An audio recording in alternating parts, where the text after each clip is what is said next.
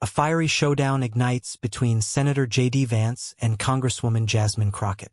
Not just over IVF, but over who gets to be called a real mother in America. When Vance sneered that not everyone was meant to be a mom, mocking Crockett's existence as unnatural, she didn't crumble.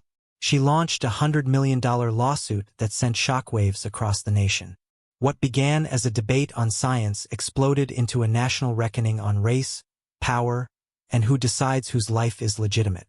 Will J.D. Vance be forced to answer for his cruelty?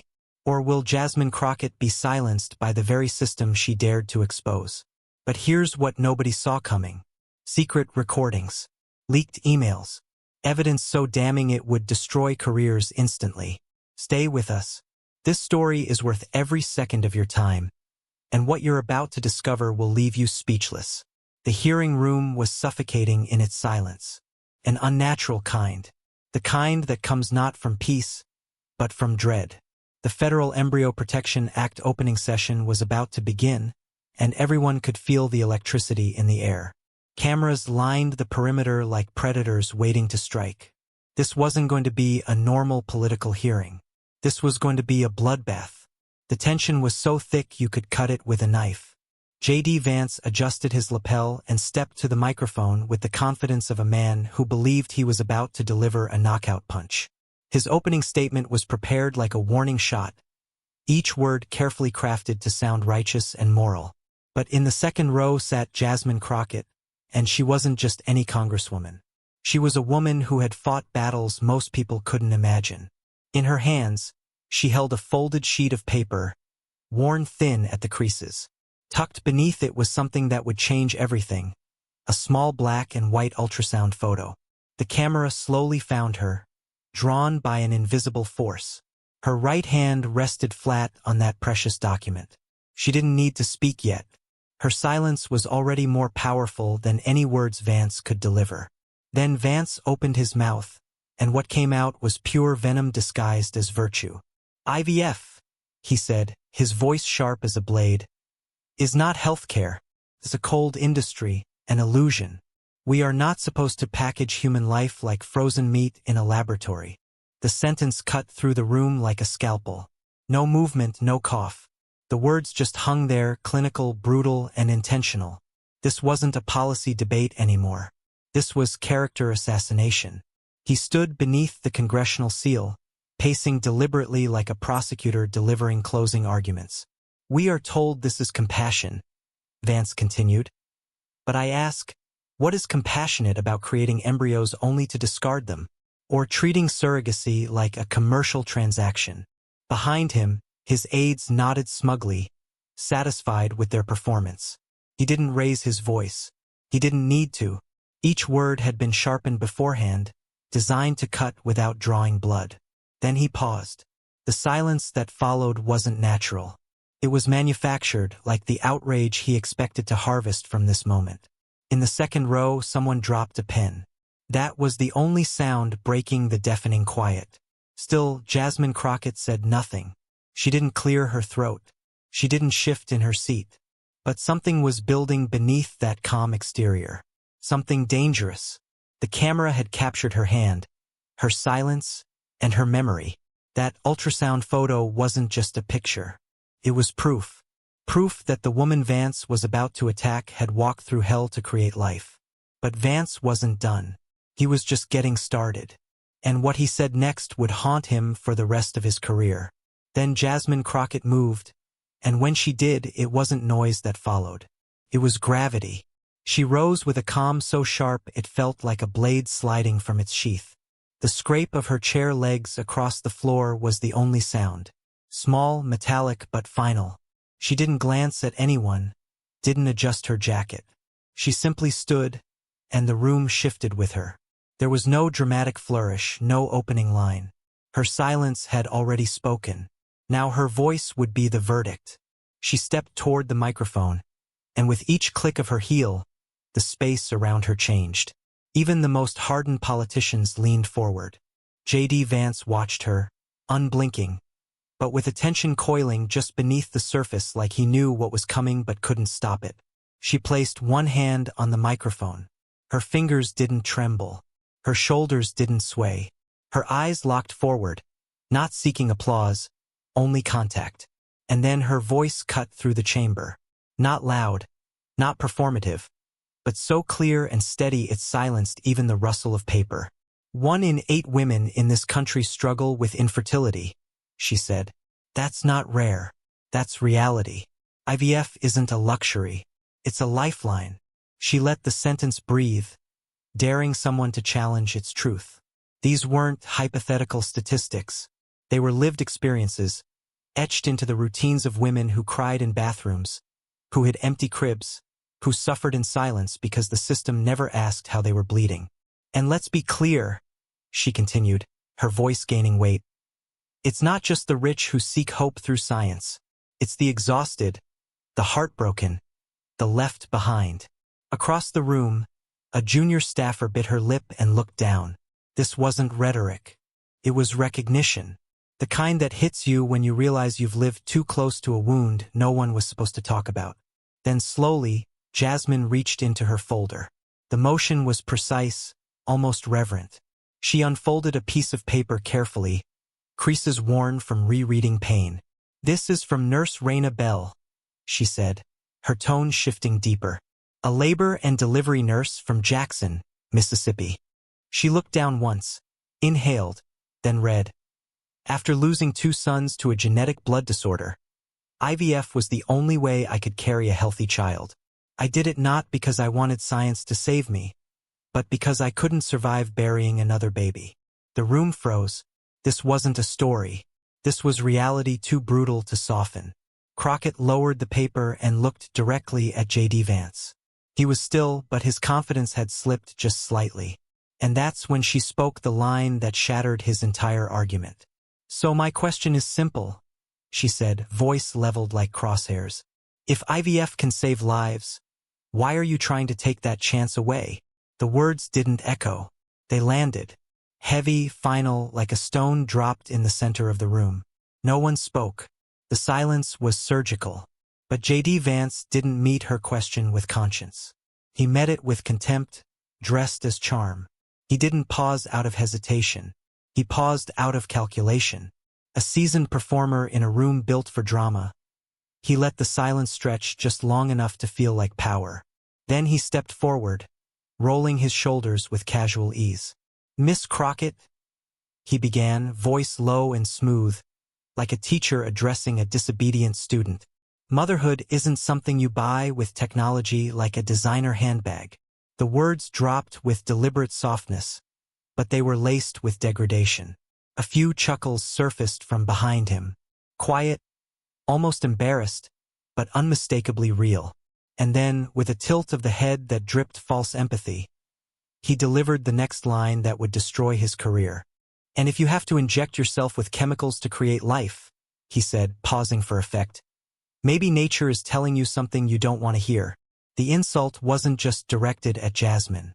It was aimed at every woman who had swallowed hormones, mortgaged their homes for one more round of IVF, or cried alone in parking lots after another failed cycle.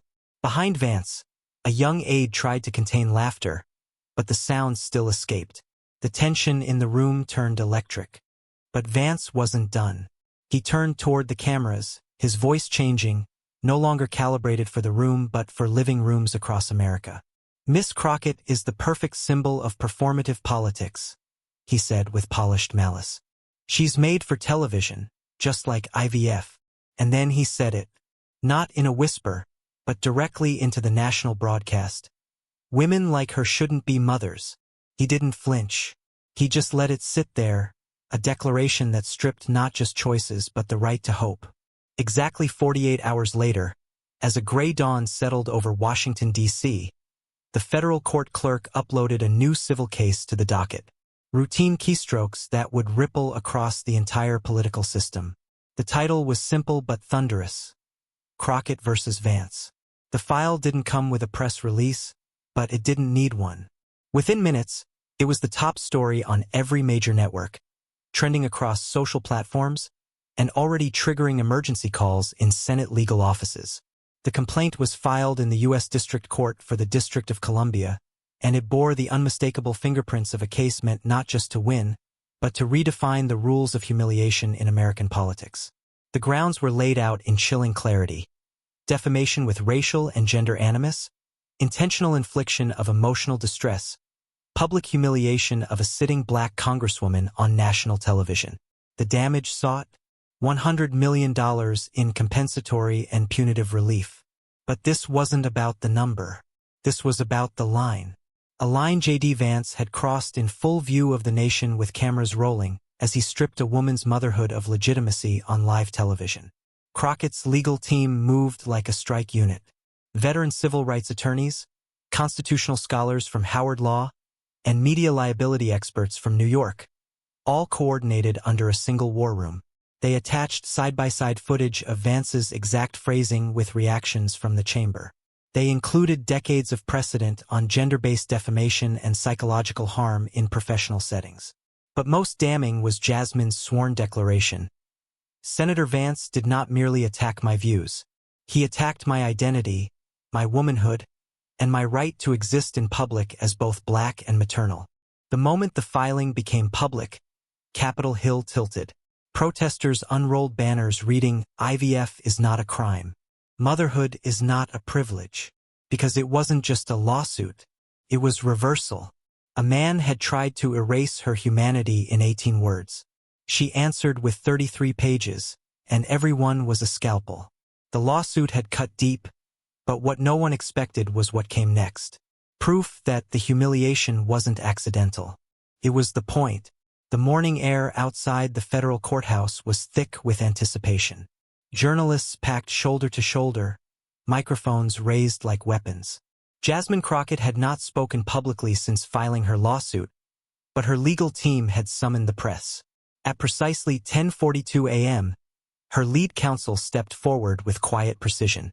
He didn't give a speech. He didn't offer outrage. He simply said, "This was captured by hallway surveillance camera just minutes after the hearing. No edits. No context needed." He pressed play. J.D. Vance appeared on screen, walking briskly down a marble corridor, suit jacket slung over one shoulder, flanked by two male aides. He wasn't weary.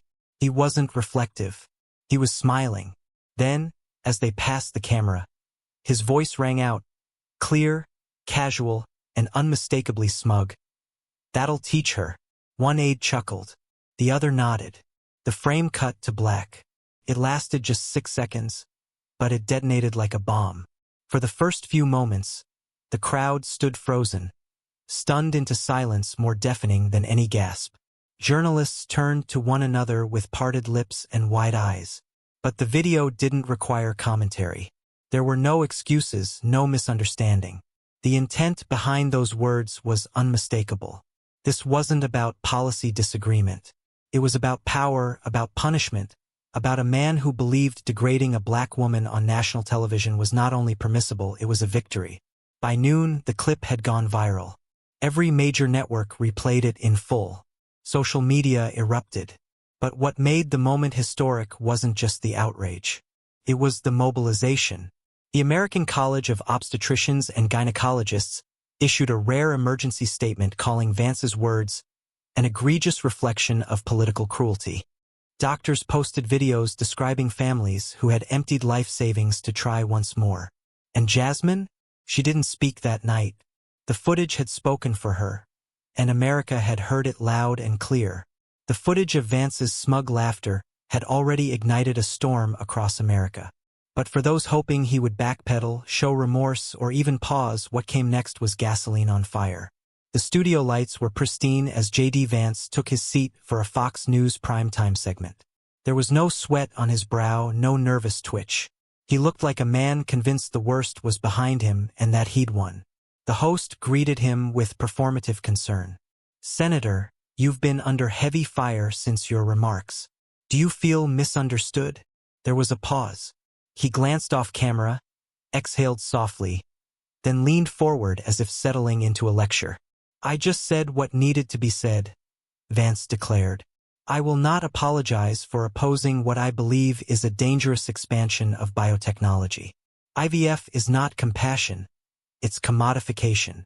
The host nodded cautiously, but he wasn't done. Vance shifted in his chair, steepled his fingers, and looked directly into the lens. "And let's be honest," he continued, his voice slower, colder, more deliberate. "Maybe she should just accept reality. Not everyone was born to be a mother." It was a sentence spoken without tremor, not accidental, not careless. It was a judgment issued publicly to millions. The studio went quiet for a breath too long. Even the host hesitated. But by then the damage was already done. The backlash was immediate. Medical boards interrupted evening meetings to prepare rebuttals. One mother posted her IVF journey with the caption, "I wasn't born to be a mother? Then explain the heartbeat I hear every night." Vance had spoken enough for both of them. And in doing so, he'd confirmed the very thing her lawsuit set out to prove. The firestorm J.D. Vance ignited didn't just fuel outrage. It hardened resolve. And there was only one place left where power could be held to account: the courtroom. By sunrise, the crowd outside the U.S. District Court had swelled into thousands. Mothers with IVF children, medical professionals in scrubs, veterans, students, clergy. The atmosphere wasn't loud. It was vigilant. When J.D. Vance stepped out of his motorcade, time seemed to freeze. He wore a tailored gray suit sharp enough to slice glass. His lips pressed into a line so tight it looked sewn shut. He didn't wave. His eyes moved forward as if daring the ground itself to yield. 3 minutes later, a different silence swept across the plaza. A quiet black sedan rolled in. The door opened. Jasmine Crockett stepped out alone. In her right hand was a single red folder labeled, "I was called artificial, too." Inside the courtroom, the ceiling loomed high with aged marble. The Honorable Justice Lorraine Whitmore sat slowly and surveyed the chamber. Her voice was low but rang through every inch without needing volume. "Today," she said, "we are not here to debate biology. We are here to examine the ethical limits of power. When language becomes a weapon, dignity becomes a casualty." 21.3 million people were watching live as Jasmine's attorney rose. She didn't need theatrics. She had evidence. "Your Honor, we request to admit internal audio captured immediately following the February 2nd hearing." A technician rolled a monitor into place. The courtroom lights dimmed. Then the clip played. At first, ambient sounds. Footsteps, soft murmurs. Then, without warning, a male voice cut in, casual and venomous. "Push her till she snaps. Black female IVF. No one's ever going to believe she's even real." The room broke open. Not in noise but in shock. A gasp from the gallery. One juror's hand went to her mouth. Even the court stenographer paused before resuming. The defense table was stone. J.D. Vance stared forward, hands laced together, but a vein ticked at his temple. Jasmine sat utterly motionless, her hands resting on the red folder. The only shift was internal, a storm compacted into breath locked behind composure so razor-sharp it threatened to cut through the screen itself. What had just been played wasn't just evidence. It was proof that this wasn't a political clash. It was a takedown strategy crafted around race, gender, and manufactured doubt. The air still hadn't recovered when Jasmine's attorney stepped forward again, carrying something colder than any recording: documentation. She placed a printout facing the judge and announced with eerie calm, "Your Honor, we present an internal email from Senator Vance's media war room, sent February 1st, 11:42 p.m., the night before the hearing." Then she read it. "Make her scream. She's a headline waiting to happen." The words were so blunt, so naked, they didn't echo. They punched. The room physically reacted as if the floor had tilted. This wasn't recklessness. This was intent. The email bore the name of a communications director under federal payroll. It used language reserved for character assassination, for branding pain.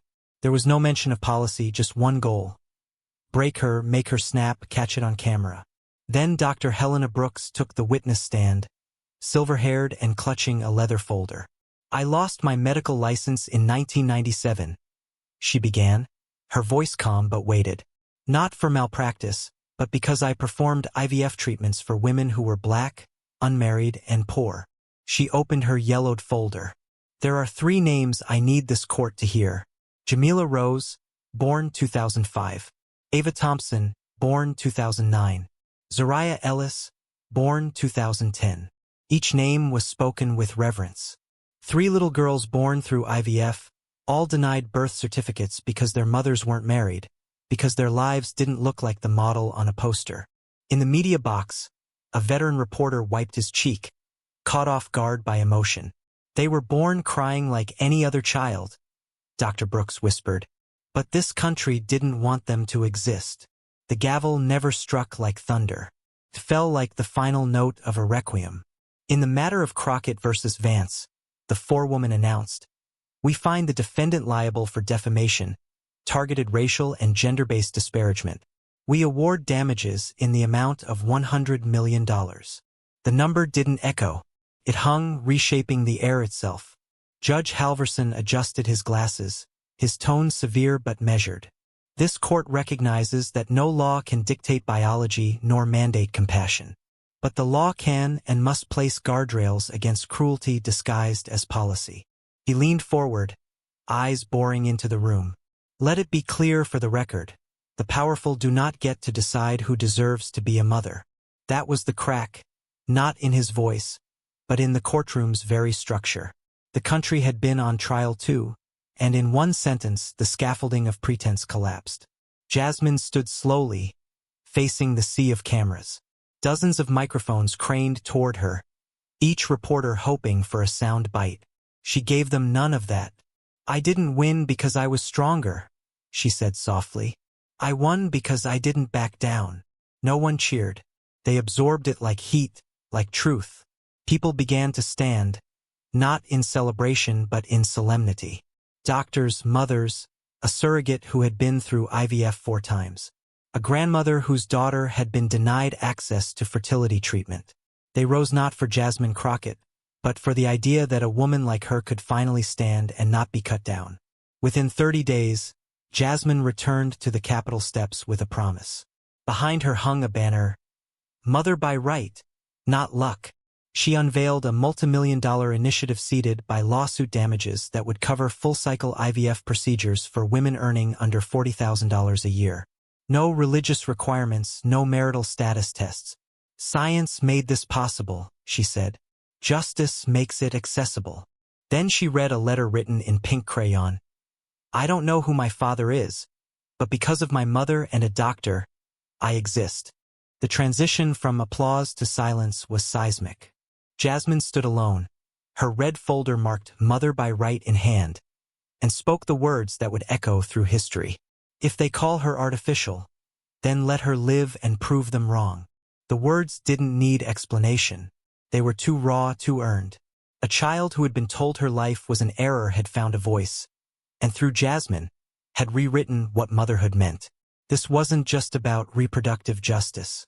It was about holding up a mirror to every institution that told certain women they were unfit to create life. Jasmine's quote spread like wildfire. Within minutes, it trended across every platform. In Houston, a clinic painted the words across their entrance. In Chicago, schools added them to graduation banners. The real impact came from people Jasmine would never meet. An undocumented mother who'd been afraid to apply for IVF aid finally stepped into a clinic. Pastor rewrote his sermon. The movement had passed beyond her control, and that was the point. Justice is not a lightning strike. It's a slow, defiant flame, and sometimes that flame starts with a letter, sometimes with a woman holding a red folder. But it always starts when someone decides silence is no longer an option. If you've ever been called artificial, unworthy, too complicated to care about, this fight belongs to you. Write your name where someone erased it. The system fears persistence. It fears the next Jasmine Crockett. Stand up, speak louder, stay visible. Never let them convince you that existence requires permission.